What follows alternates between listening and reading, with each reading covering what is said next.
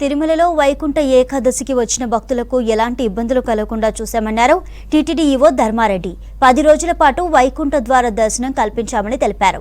December 23 నుంచి జనవరి 1వ తేదీ వరకు వైకుంఠ ద్వార దర్శనం ఏర్పాటు చేశామన్నారు ఈవో. 10 రోజుల్లో 6,47,000 మంది భక్తులు శ్రీవారిని దర్శించుకున్నారని చెప్పారు. 10 రోజుల్లో 40,20,00,000 హుండీ ఆదాయం వచ్చిందన్నారు టీటీడీ ఈవో ధర్మారెడ్డి.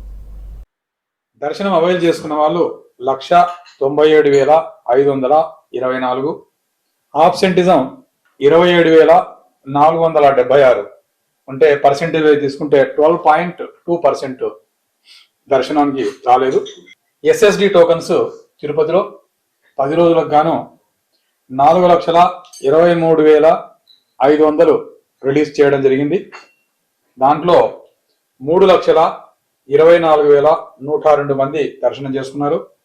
90,850 మంది దర్శనానికి రాలేదు. అంటే 21.5% ఆబ్సెంటిజం ఉంది. ఎస్సిడిలో 12.2 ఉంది, ఎస్ఎస్డిలో 21.5 ఉంది.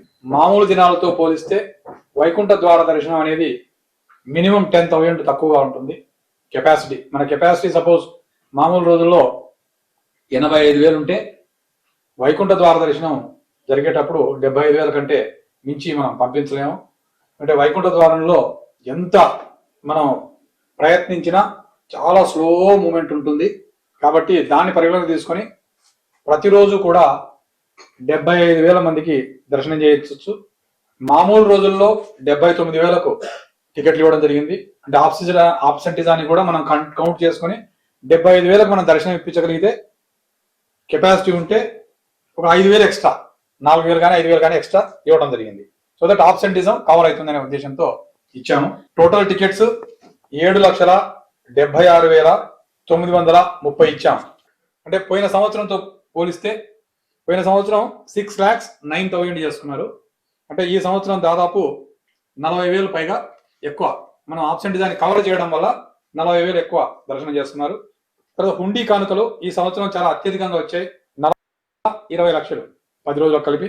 పోయిన సంవత్సరం 39,40,00,000. అంటే ఈ సంవత్సరం దాదాపు 80,00,000 ఎక్స్ట్రా వచ్చింది. 39,40,00,000. 60 + 20 80,00,000 ఈ సంవత్సరం ఎక్కువ వచ్చింది. 2022లో 26,61,00,000. 2020లో 29,09,00,000.